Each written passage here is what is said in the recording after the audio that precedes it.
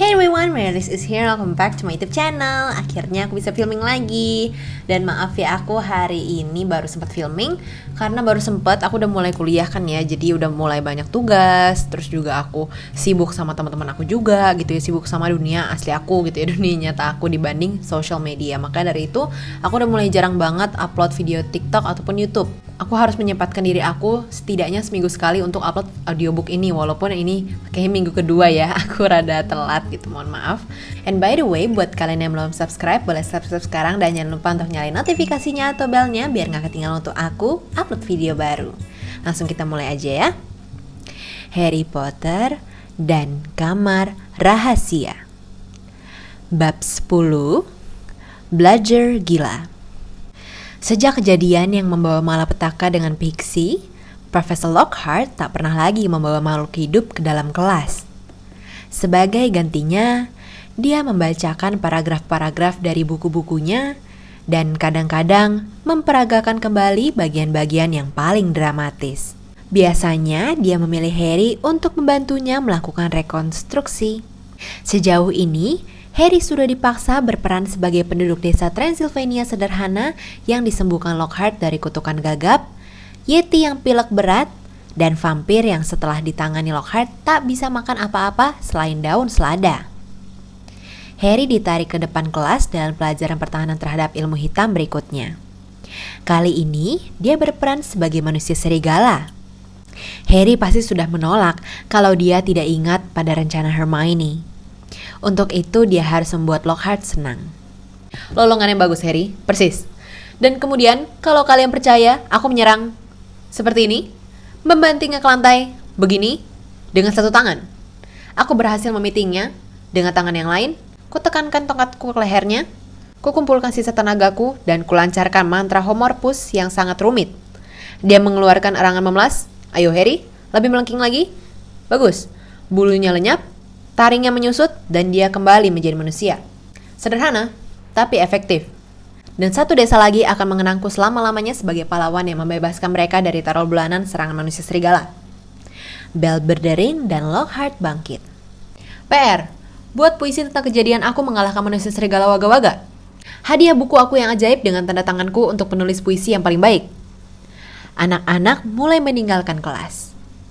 Harry kembali ke belakang, ke tempat Ron dan Hermione menunggu. Siap, gumam Harry. Tunggu sampai semua sudah pergi, kata Hermione gugup. Baiklah. Dia mendekati meja Lockhart, secari kertas tergenggam erat di tangannya. Harry dan Ron membututi di belakangnya. Profesor Lockhart? Hermione tergagap. Saya ingin meminjam buku ini dari perpustakaan, hanya untuk bacaan tambahan. Dia mengeluarkan kertas itu, tangannya agak gemetar. Masalahnya, buku ini ada di seksi terlarang perpustakaan. Jadi, saya perlu tanda tangan guru untuk meminjamnya. Saya yakin buku ini bisa membantu saya memahami apa yang Anda ceritakan di Heboh dengan Hantu. Itu loh, tentang bisa reptil yang dampaknya baru kelihatan setelah beberapa lama. Ah, Heboh dengan Hantu, kata Lockhart, mengambil kertas dari tangan Hermione dan tersenyum lebar kepadanya. Mungkin buku favoritku. Kau suka buku itu? Oh iya, kata Hermione bersemangat. Cerdik sekali cara Anda memerangkap hantu yang terakhir dengan saringan teh. Ya, kurasa tak akan ada yang keberatan jika aku memberi sedikit bantuan pada murid terbaik tahun ini, kata Lockhart hangat, dan dia mengeluarkan pena bulu merak yang besar sekali. Ya, bagus kan? Katanya, salah menafsirkan ekspresi jijik di wajah Ron. Aku biasanya menggunakannya untuk menandatangani buku-bukuku. Dia mencoretkan tanda tangan besar melingkar di kertas itu, di bawah judul buku, dan mengembalikannya kepada Hermione. Nah, Harry, kata Lockhart, sementara Hermione melipat kertas itu dengan jari-jari gemetar dan menyelipkannya ke dalam tasnya. Besok pertandingan pertama Quidditch musim ini kan? Gryffindor lawan Slytherin ya? Kudengar kau pemain yang berguna. Aku dulu seeker juga. Aku diminta mencoba main untuk tim nasional, tetapi aku memilih mendedikasikan hidupku untuk pemberantasan ilmu hitam. Tapi, kalau kau merasa memerlukan latihan private, jangan ragu-ragu menghubungiku. Aku selalu senang membagikan keahlianku pada pemain yang kurang terampil dibanding aku. Harry mengeluarkan bunyi tak jelas di kerongkongannya, lalu bergegas menyusul Ron dan Hermione. Sungguh tak bisa dipercaya, kata Harry ketika mereka bertiga mengamati tanda tangan di kertas. Dia bahkan tidak membaca judul buku yang kita inginkan. Itu karena dia tak punya otak, kata Ron. Tapi peduli amat, kita sudah mendapatkan apa yang kita inginkan. Dia punya otak, bantah Hermione nyaring ketika mereka setengah berlari ke perpustakaan. Hanya karena dia bilang kau murid terbaik tahun ini. Mereka merendahkan suara ketika memasuki keheningan perpustakaan. Madam Pince, petugas perpustakaan, adalah perempuan kurus pemarah yang tampangnya seperti burung haring kurang makan. Ramuan-ramuan paling mujarab. Dia mengulang curiga, berusaha mengambil catatan itu dari tangan Hermione, tetapi Hermione tak mau melepasnya. Saya ingin menyimpannya, desahnya. Ya ampun, kata Ron, merebut kertas itu dan menyerahkannya kepada Madam Pince. Kita akan minta tanda tangan lain untukmu. Lockhart akan menandatangani apa saja kalau benda itu diam cukup lama. Madam Pince menerawang kertas itu ke lampu, seakan bertekad menemukan pemalsuan. Tetapi kertasnya lulus tes. Dia berjalan di antara rak-rak tinggi dan kembali beberapa menit kemudian membawa buku besar yang tampak berjamur. Hermione memasukkannya hati-hati ke dalam tasnya dan mereka meninggalkan perpustakaan, berusaha tidak berjalan terlalu cepat atau kelihatan terlalu bersalah. 5 menit kemudian, mereka sudah mengurung diri dalam toilet rusak Myrtle merana lagi. Hermione menolak keberatan Ron dengan dalih toilet itu tempat terakhir yang akan didatangi siapa saja yang pikirannya lurus. Jadi di situ dijamin mereka aman. Myrtle merana terseduh-seduh berisik di dalam biliknya, tetapi mereka tidak memperdulikannya dan Myrtle juga tidak memperdulikan mereka. Hermione hati-hati membuka ramuan-ramuan paling mujarab dan ketiganya membungkuk di atas halaman-halaman yang berbercak-bercak lembab. Sekilas saja sudah jelas kenapa buku itu ditaruh di seksi terlarang. Beberapa efek ramuannya terlalu mengerikan untuk dipikirkan. Dan ada beberapa ilustrasi yang menyeramkan, termasuk gambar seorang laki-laki yang kelihatannya bagian dalam tubuhnya dibalik jadi di luar, dan penyihir wanita yang dari kepalanya tumbuh beberapa pasang tangan tambahan. Ini dia, kata Hermione bersemangat ketika dia menemukan halaman yang berjudul Ramuan Polyjuice. Halaman itu dihiasi gambar-gambar orang yang setengah bertransformasi menjadi orang lain. Harry betul-betul berharap ilustratornya hanya membayangkan ekspresi kesakitan luar biasa pada wajah orang-orang itu. Ini ramuan paling rumit yang pernah aku baca, kata Hermione ketika mereka membaca resepnya. Serangga sayap renda, lintah, mostar, dan knotgrass. Tanaman rendah berbunga dadu dan berdaun biru keabu-abuan. Dia bergumam, jarinya menyusuri daftar bahan yang diperlukan. Ya, ini cukup gampang. Semua ada di lemari bahan siswa. Kita bisa ambil sendiri. Lihat. Bubuk tanduk bicorn. Entah dari mana kita bisa dapatkan. Selongsong kulit ular pohon saat dia ganti kulit. Ini susah juga. Dan tentu saja sedikit bagian dari orang yang menjadi sasaran kita. Maaf, kata Ron tajam. Apa maksudmu? Sedikit bagian dari orang yang menjadi sasaran kita. Aku tak mau minum apapun yang mengandung kuku kaki crab. Hermione melanjutkan seakan dia tidak mendengarnya. Kita belum perlu mencemaskan itu, karena bagian itu kita tambahkan paling belakang. Tak bisa bicara, Ron menoleh kepada Harry yang punya kekhawatiran lain. Apakah kau sadar berapa banyak yang harus kita curi, Hermione? Kulit ular pohon, jelas ini tak ada dalam lemari siswa. Apa yang akan kita lakukan? Membongkar lemari pribadi Snape? Aku tak tahu apakah itu ide bagus. Hermione menutup bukunya dengan suara keras. Kalau kalian berdua mau mundur, silakan, katanya. Ada rona merah di pipinya dan matanya lebih cemerlang daripada biasanya. Aku tak ingin melanggar peraturan, kalian tahu. Kurasa mengancam penyihir kelahiran mager lebih parah daripada merebus ramuan yang sulit. Tetapi kalau kalian tidak ingin mencari tahu apakah Malfoy adalah pewaris Slytherin, aku akan kembali ke Madam Pince sekarang juga dan mengembalikan bukunya di tak pernah kusangka akan tibanya hari kau membujuk kami untuk melanggar peraturan, kata Ron. Baiklah, akan kita lakukan. Tapi tidak pakai kuku kaki, oke? Berapa lama sih buatnya? Tanya Harry ketika Hermione yang tampak lebih gembira membuka buku itu lagi. Ya, karena Mostara harus dicabut pada malam purnama dan serangga sayap rendahnya harus direbus selama 21 hari. Ku bilang ramuan itu akan siap dalam waktu kira-kira sebulan kalau kita berhasil mendapatkan semua bahannya. Sebulan? Kata Ron. Malfoy bisa-bisa sudah menyerang separuh anak yang kelahiran Muggle. Tetapi mata Hermione menyipit berbahaya lagi. Jadi Ron buru-buru menambahkan, tapi ini rencana yang paling baik yang kita punya. Jadi jalan terus. Meskipun demikian, sementara Hermione memeriksa apakah keadaan aman bagi mereka untuk meninggalkan toilet, Ron bergumam kepada Harry, akan jauh lebih mudah kalau kau bisa menjatuhkan Malfoy dari sapunya besok. Hari Sabtu, Harry terbangun pagi-pagi dan berbaring-baring dulu memikirkan pertandingan Quidditch yang akan berlangsung. Dia cemas, terutama memikirkan apa yang akan dikatakan Wood kalau Gryffindor kalah, tetapi juga memikirkan mereka harus menghadapi tim yang menaiki sapu balap paling cepat yang bisa dibeli dengan emas. Belum pernah dia begitu ingin mengalahkan Slytherin sampai seperti itu. Setelah setengah jam berbaring dengan perasaan tak karuan, dia bangkit, berganti pakaian, dan turun untuk sarapan lebih awal dari biasanya. Ternyata anggota tim Gryffindor lainnya sudah berkumpul di meja panjang yang kosong.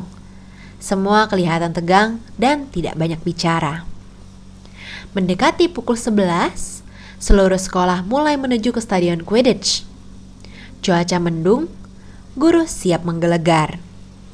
Ron dan Hermione bergegas datang untuk mengucapkan selamat bertanding dan semoga sukses ketika Harry memasuki kamar ganti. Para anggota tim memakai jubah merah tua Gryffindor mereka, kemudian duduk untuk mendengarkan pidato sebelum pertandingan Wood seperti biasanya. Slytherin punya sapu yang lebih bagus daripada kita. Dia mulai. Tak ada gunanya menyangkalnya. Tetapi kita punya pemain yang lebih baik di atas sapu kita. Kita sudah berlatih lebih keras daripada mereka. Kita sudah terbang dalam segala cuaca. Betul sekali. Gumam George Weasley. Aku tak pernah betul-betul kering sejak Agustus. Dan kita akan membuat mereka menyesali hari ketika mereka mengizinkan si licik Malfoy itu menyuap untuk bisa masuk ke tim mereka. Dengan dada naik turun saking emosinya, Wood menoleh kepada Harry. Terserah padamu, Harry. Untuk menunjukkan bahwa Seeker perlu punya lebih dari sekedar ayah yang kaya. Tangkap snitch-nya sebelum keduluan Malfoy. Kalau tidak, lebih baik mati, Harry. Karena kita harus menang hari ini. Kita harus menang. Jadi, tak ada tekanan, Harry. Kata Fred mengedip kepadanya. Ketika mereka keluar menuju ke stadion, terdengar sambutan meriah, sorakan dan teriakan untuk menyemangati mereka. Karena Ravenclaw dan Hufflepuff ingin melihat Slytherin kalah, tetapi anak-anak Slytherin juga "Boo!" dan mendesis-desis keras. Madam Hudge, guru Quidditch mereka, meminta Flynn dan Mood berjabat tangan. Keduanya berjabat tangan dengan saling melempar pandangan mengancam dan meremas lebih keras daripada yang diperlukan. Mulai pada tiupan peluitku, kata Madam Hudge. 3, 2, 1. Dengan teriakan dari penonton untuk menyemangati mereka terbang, ke-14 pemain meluncur naik ke langit yang mendung. Harry terbang lebih tinggi daripada yang lain, menyipitkan mata mencari-cari snitch. Baik-baik di sana ada Hippitak, teriak Malfoy, meluncur di bawah Harry seakan mau memamerkan kecepatan sapunya. Harry tak punya kesempatan menjawab. Pada saat itu, Bludger hitam berat meluncur ke arahnya. Dia menghindar, tetapi hampir saja kena.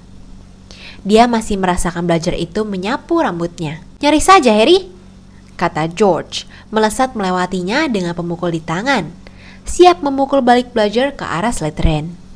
Harry melihat George memukul Bludger itu sekuat tenaga ke arah Adrian Pusey, tetapi Bludger itu berubah arah dari tengah udara dan kembali mengincar Harry. Harry cepat-cepat menukik turun menghindarinya, dan George berhasil memukulnya keras-keras ke arah Malfoy. Sekali lagi Bludger itu berbalik seperti bumerang dan meluncur ke kepala Harry. Harry mempercepat laju sapunya dan melesat ke ujung lain lapangan. Dia bisa mendengar Bludger itu menderu di belakangnya. Apa yang terjadi? Bludger tidak pernah berkonsentrasi pada satu pemain seperti ini. Tugas Bludger lah untuk mencoba menjatuhkan sebanyak mungkin pemain. Fred Weasley menunggu Bludger di ujung lapangan. Harry menunduk ketika Fred memukul Bludger sekuat tenaga.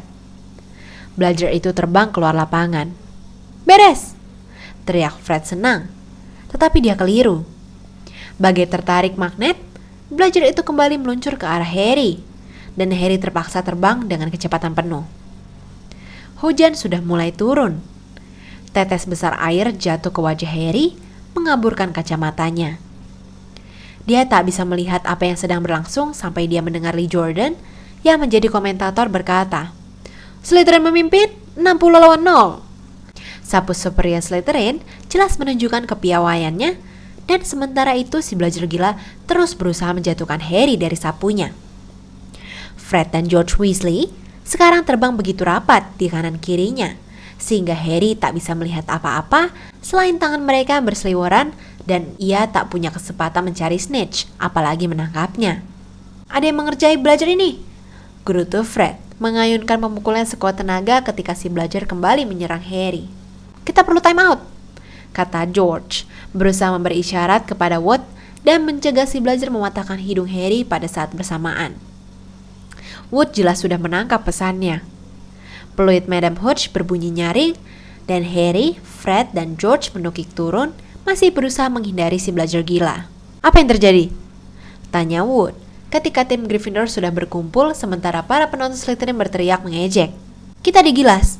Fred, George, di mana kalian waktu belajar mencegah Angelina mencetak gol?" "Kami namanya di atasnya, mencegah belajar satunya membunuh Harry, Oliver," kata George marah. "Ada yang menyihirnya. Belajar itu menyerang Harry terus. Tidak pernah mendekati pemain lain sepanjang pertandingan. Anak-anak Slytherin pasti sudah melakukan sesuatu pada belajar itu. Tetapi belajarnya dikunci dalam kantor Madam Hooch sejak latihan terakhir kita. Dan waktu itu dua-duanya tidak apa-apa," kata Wood cemas. Madam Hooch berjalan ke arah mereka. Lewat atas bahu Madam Hooch, Harry bisa melihat tim Slytherin mengejek dan menunjuk-nunjuk ke arahnya. "Dengar," kata Harry, ketika Madam Hooch sudah semakin dekat. "Dengan kalian berdua terbang di sekitarku sepanjang waktu, satu-satunya kemungkinan aku menangkap Snitch adalah kalau Snitchnya terbang masuk ke lengan jubahku," kata Harry. "Kembalilah ke yang lain, dan biar ku tangani sendiri belajar gila itu." "Jangan bodoh," kata Fred. "Belajar itu bisa menebas kepalamu." Wood bergantian memandang Harry dan si kembar Weasley. "Oliver, ini gila," kata Alicia Spinnet berang. "Kau tak bisa mengizinkan Harry menangani belajar itu sendirian. Ayo, kita minta penyelidikan. Kalau kita berhenti sekarang, kita akan dinyatakan kalah," kata Harry. "Dan kita tidak akan kalah dari Slytherin hanya karena satu belajar gila.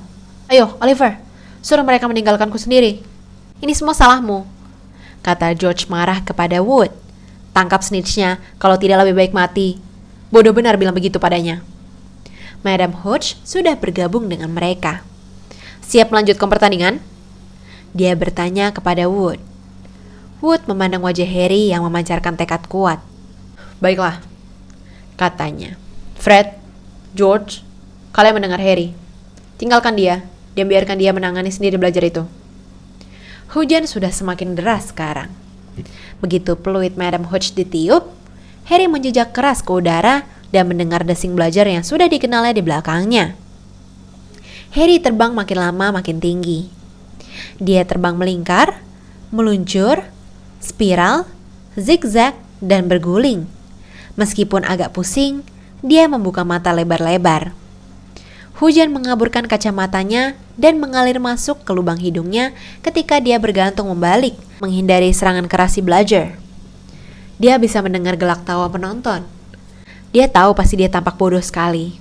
Tetapi si Bludger gila itu berat dan tak dapat berubah arah secepat dia. Dia mulai terbang model roller coaster mengelilingi stadion, matanya menyipit menembus tirai perak air hujan, memandang tiang gol Gryffindor di mana Adrian Pusey sedang berusaha melewati Wood. Desing di telinganya membuat Harry tahu si Bludger baru saja gagal menyerangnya lagi. Dia langsung memutar dan meluncur ke arah berlawanan. "Lagi latihan balet nih, Potter?" teriak Malfoy ketika Harry terpaksa berputar-putar dengan konyol di tengah udara untuk menghindari si Bludger. Harry terbang menjauh, si Bludger membututi 1 meter di belakangnya. Dan kemudian, ketika membalas memandang Malfoy penuh kebencian, Harry melihatnya. Golden Snitch melayang hanya beberapa senti di atas telinga kiri Malfoy. Dan Malfoy yang sibuk menertawakan Harry tidak melihatnya. Selama beberapa saat yang menyiksa, Harry menggantung di udara, tak berani meluncur ke arah Malfoy. Takut kalau Malfoy mendongak dan melihat Snitch itu. Duk! Dia berdiam diri terlalu lama sedetik. Si Bludger berhasil mengenainya akhirnya, menghantam sikunya. Dan Harry merasa lengannya patah. Samar-samar, pusing karena kesakitan luar biasa pada lengannya, dia tergelincir miring dari sapunya yang basah kuyup. Satu lututnya masih mengait pada sapu itu. Lengan kanannya tergantung lunglai tak berguna. Si Bludger kembali meluncur ke arahnya untuk serangan kedua, kali ini mengarah ke wajahnya. Harry menghindar, dengan satu ide tertanam di otaknya yang membeku. Dekati Malfoy. Dengan pandangan kabur karena hujan dan rasa sakitnya, Harry menukik ke arah wajah yang menyeringai mengejek di bawahnya dan melihat mata di wajah itu membelalak ketakutan. Malfoy mengira Harry menyerangnya. Apa yang? Pekika kaget, menyingkir menghindari Harry. Dengan tangan kanannya lunglai tak berdaya, Harry melepas satu-satunya pegangannya pada sapu dan menyambar liar. Dia merasa jari-jarinya mengenggam Snitch yang dingin, tetapi sekarang dia hanya menjepit sapu dengan kakinya dan terdengar jeritan dari penonton di bawah ketika dia meluncur ke bawah berusaha keras agar tidak pingsan. Dengan bunyi berdebam keras dan cipratan lumpur, dia mendarat dan berguling dari sapunya. Lengannya menggantung seputir dalam posisi sangat janggal. Dalam kesakitannya, dia mendengar seakan dari kejauhan suitan dan teriakan-teriakan. Dia berkonsentrasi pada Snitch yang tergenggam di tangannya yang sehat. "Aha," katanya tak jelas. "Kita menang." Lalu dia pingsan. Saat sadar kembali, hujan membasahi wajahnya. Dia masih terbaring di lapangan dan ada orang yang membungkuk di atasnya. "Oh tidak, jangan Anda," rintihnya. "Dia tak sadar apa yang dikatakannya," kata Lockhart keras-keras kepada anak-anak Gryffindor yang cemas berdesakan mengerumuninya. "Jangan khawatir Harry, akan kusembuhkan lenganmu." "Jangan," tolak Harry. "Biar begini saja."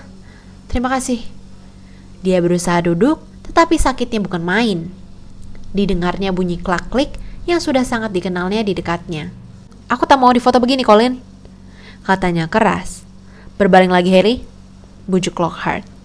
"Ini mantra sederhana yang sudah kugunakan ratusan kali." "Kenapa saya tidak boleh ke rumah sakit saja?" kata Harry dengan gigi mengertak. "Dia seharusnya ke rumah sakit saja, Profesor," kata Wood yang penuh lumpur. Dia tak tahan tidak nyengir, walaupun sikernya terluka. "Tangkapan luar biasa, Harry. Benar-benar spektakuler. Tangkapanmu yang paling hebat menurutku." Melalui pagar kaki yang mengelilinginya, Harry melihat Fred dan George Weasley berkutat memasukkan si Bludger gila ke dalam kotak. Bludger itu masih melawan gila-gilaan. "Mundur," kata Lockhart yang menggulung lengan jubah hijau kumalanya. "Tidak, jangan," kata Harry lemah, tetapi Lockhart sudah memelintir tongkatnya dan sedetik kemudian mengacungkannya ke lengan Harry. Perasaan aneh dan tidak menyenangkan menjalar dari bahu Harry terus ke ujung jari-jarinya. Rasanya seakan lengannya sedang dikempiskan. Dia tidak berani melihat apa yang sedang terjadi. Dipejamkannya matanya dan dipalingkannya wajahnya dari lengannya, tetapi ketakutannya yang terbesar menjadi kenyataan ketika orang-orang di atasnya memekik tertahan dan Colin menjepret gila-gilaan. Lengannya sudah tidak sakit lagi, tetapi juga tidak terasa seperti lengan. "Ah," kata Lockhart. "Ya, yang seperti itu kadang-kadang terjadi. Tetapi yang penting, tulangnya tidak lagi patah.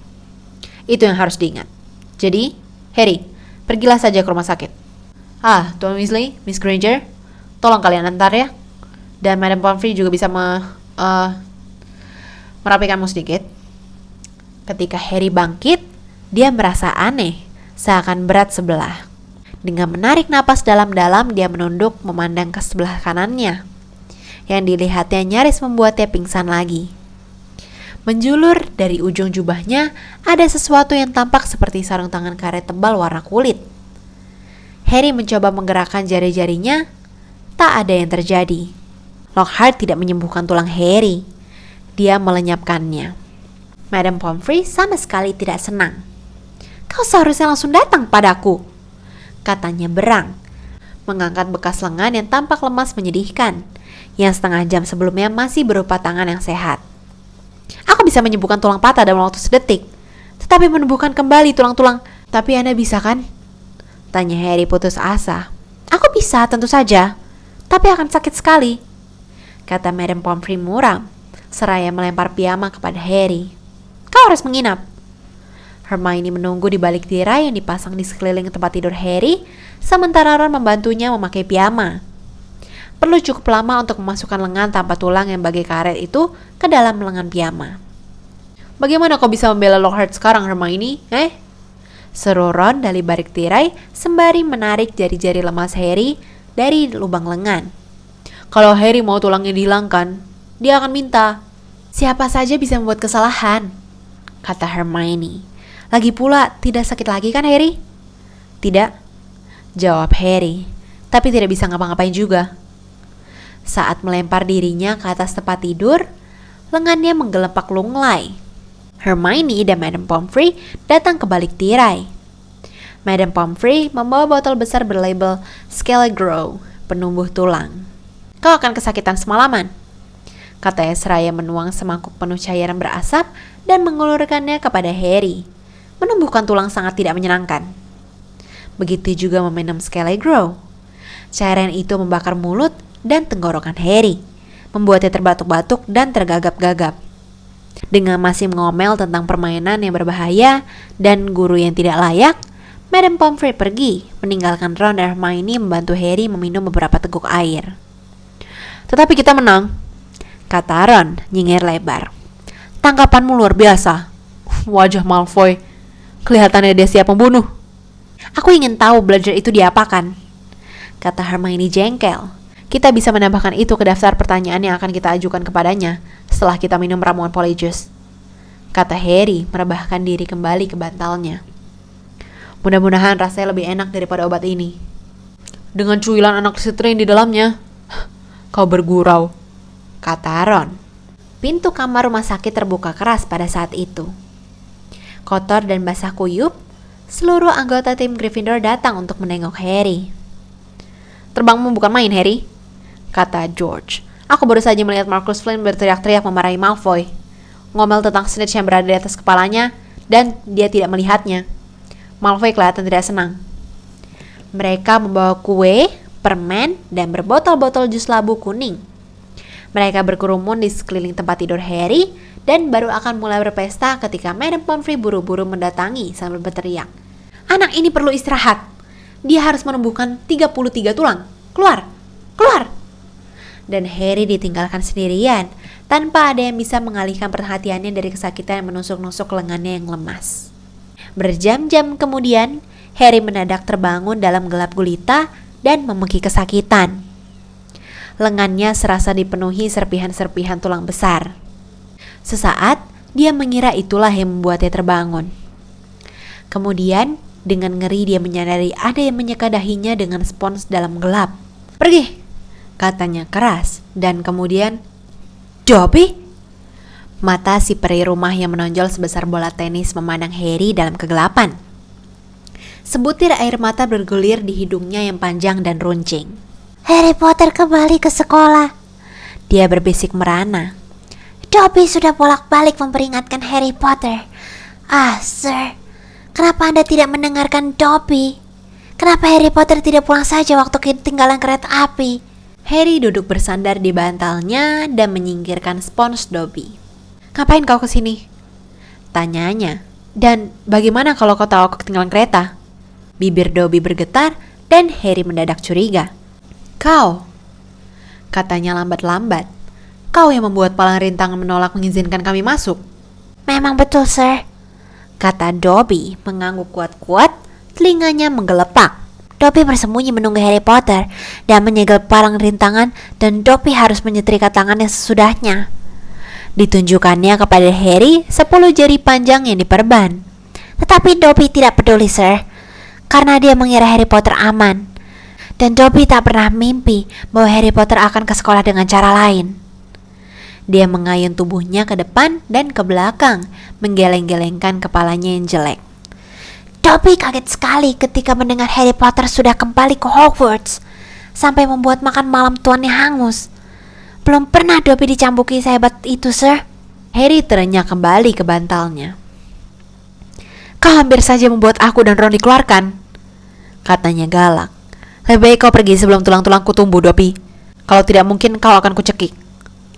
Dobby tersenyum lemah. Dobby sudah terbiasa dengan ancaman maut, Sir. Dobby menerimanya 5 kali sehari di rumah. Dobby membuang ingus salah satu sudut sarung bantal kumal dan kotor yang dipakainya, kelihatan memelas sekali sehingga Harry merasa kemarahannya mereda dengan sendirinya. Kenapa kau memakai itu, Dobby?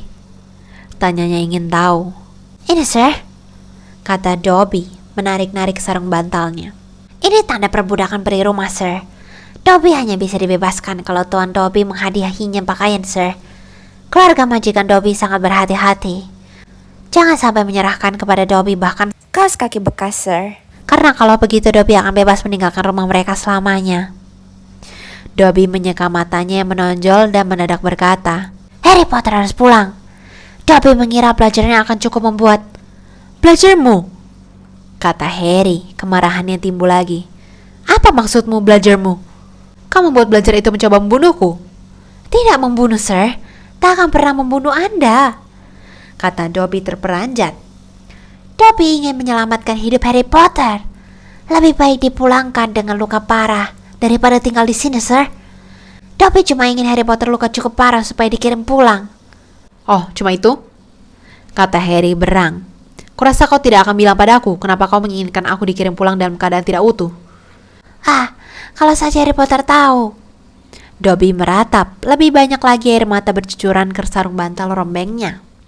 Kalau saja dia tahu betapa berartinya dia untuk kami, kaum rendahan, para budak, kami sampah masyarakat, Sir. Dobby ingat bagaimana keadaannya ketika dia yang namanya tak boleh disebut berada di puncak kekuasaannya, Sir. Kami peri-peri rumah diperlakukan seperti kutu busuk. Tentu saja Dobby masih diperlakukan seperti itu, Sir. Dia mengakui, menyeka wajahnya dengan sarung bantalnya. Tetapi, Sir, kehidupan telah menjadi jauh lebih baik bagi kaum kami sejak Anda menang melawan dia yang namanya tak boleh disebut. Harry Potter selamat dan kekuatan si pangeran kegelapan dipatahkan. Dan saat itu seperti hari baru, Sir. Harry Potter bersinar seperti cahaya mercusuar harapan bagi kami yang mengira hari-hari gelap tak akan pernah berakhir, Sir. Dan sekarang di Hogwarts, peristiwa-peristiwa mengerikan akan terjadi. Bahkan mungkin sedang terjadi. Dan Dobby tak bisa membiarkan Harry Potter tinggal di sini sekarang ketika sejarah akan berulang. Sekarang ketika kamar rahasia sekali lagi akan dibuka. Dobby terperangah, kaget dan ngeri. Dia menyambar teko air Harry dari meja di sebelah tempat tidurnya, lalu memukulkannya ke kepalanya sendiri, terguling lenyap dari pandangan. Sesaat kemudian dia merayap naik ke tempat tidur lagi dengan mata juling mengomel. Dobby nakal sekali. Jadi kamar rahasia itu memang ada? Bisik Harry. Dan kau bilang kamar itu sudah pernah dibuka sebelumnya? Ceritakan padaku, Dobby. Dia menyambar pergelangan tangan kurus si peri ketika hendak meraih kembali teko air. Tetapi aku bukan kelahiran Muggle. Bagaimana mungkin kamar itu berbahaya bagiku? Sir, jangan tanya-tanya lagi. Jangan tanya-tanya Dobby lagi, kata si peri tergagap, matanya besar sekali dalam gelap. Perbuatan-perbuatan jahat sudah direncanakan di tempat ini. Tetapi Harry Potter tidak boleh berada di sini kalau itu terjadi. Pulanglah, Harry Potter. Pulanglah. Harry Potter tidak boleh ikut campur dalam hal ini, Sir. Terlalu berbahaya. Siapa Dobby? Harry berkata, seraya memegang pergelangan tangan Dobby erat-erat untuk mencegahnya memukul dirinya sendiri dengan teko air lagi.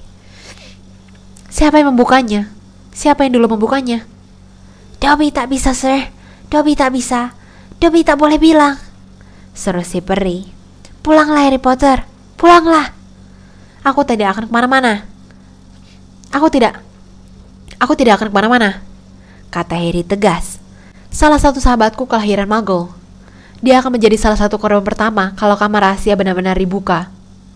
Harry Potter mempertaruhkan hidupnya untuk teman-temannya, kata Dobby sedih bercampur bahagia. Sungguh mulia. Sungguh gagah berani. Tetapi dia harus menyelamatkan dirinya sendiri. Harus. Harry Potter tidak boleh. Dobby mendadak diam terpaku, telinganya bergetar. Harry mendengarnya juga. Ada langkah-langkah kaki mendekat di lorong di depan kamar.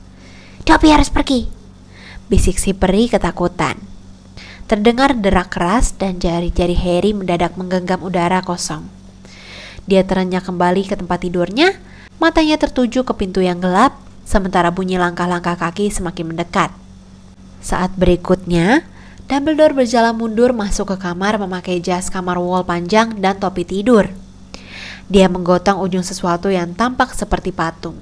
Profesor McGonagall muncul sedetik kemudian menggotong kakinya. Bersama-sama mereka mengangkat patung itu ke atas tempat tidur.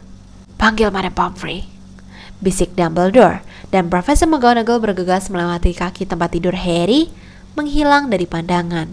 Harry berbaring tak bergerak, pura-pura tidur. Dia mendengar suara-suara tegang dan kemudian Profesor McGonagall muncul lagi diikuti Madame Pomfrey yang datang sambil memakai kardigan di atas gaun tidurnya. Harry mendengar tarikan napas tajam. apa yang terjadi? Madame Pomfrey berbisik kepada Dumbledore, membungkuk di atas patung di tempat tidur. Serangan lagi, Kata Dumbledore. Minerva menemukannya di tangga. Ada setangkai buah anggur di sebelahnya, kata Profesor McGonagall. Kami menduga dia sedang berusaha menyelinap ke sini untuk menengok Potter. Hati Harry mencelos. Pelan-pelan dan hati-hati, diangkatnya kepalanya beberapa senti supaya dia bisa melihat patung di tempat tidur itu. Seberkas cahaya bulan menyinari seraut wajah yang pandangannya kosong. Colin Creevy, matanya terbelalak lebar dan tangannya terjulur kaku ke depan, memegangi kameranya. Pembantu? Bisik Madame Pomfrey. Ya, Kata Profesor McGonagall. aku bergidik memikirkan. Kalau Albus tidak sedang turun untuk minum coklat panas, entah apa yang akan terjadi. Ketiganya menunduk menatap Colin. Kemudian Dumbledore membungkuk untuk melepas kamera dari pegangan erat Colin. Menurutmu dia berhasil memotret penyerangnya? Kata Profesor McGonagall bersemangat. Dumbledore tidak menjawab. Dia membuka bagian belakang kameranya. Astaga! Celetuk Madame Pomfrey. Semburan asap mendesis dari kamera. Harry, 3/4 tidur dari Colin mencium bau tajam plastik terbakar. Meleleh, kata Madame Pomfrey bingung. Semua meleleh. Apa artinya ini, Albus? Profesor McGonagall bertanya mendesak. Artinya, Kata Dumbledore. kamar rahasia benar-benar telah dibuka lagi.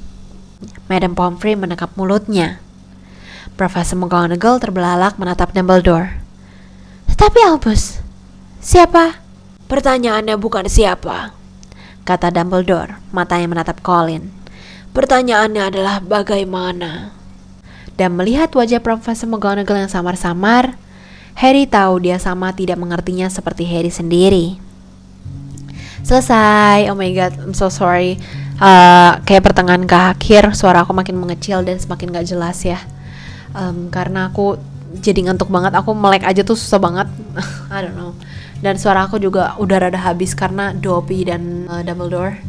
Jadi ya kering banget gitu ya. Dan aku pengen langsung tutup aja. Thank you so much yang buat udah nonton. Jangan lupa like, comment, dan subscribe.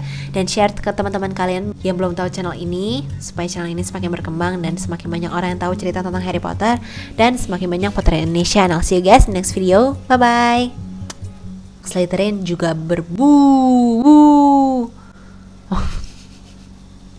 Bunyi sekali aja deh.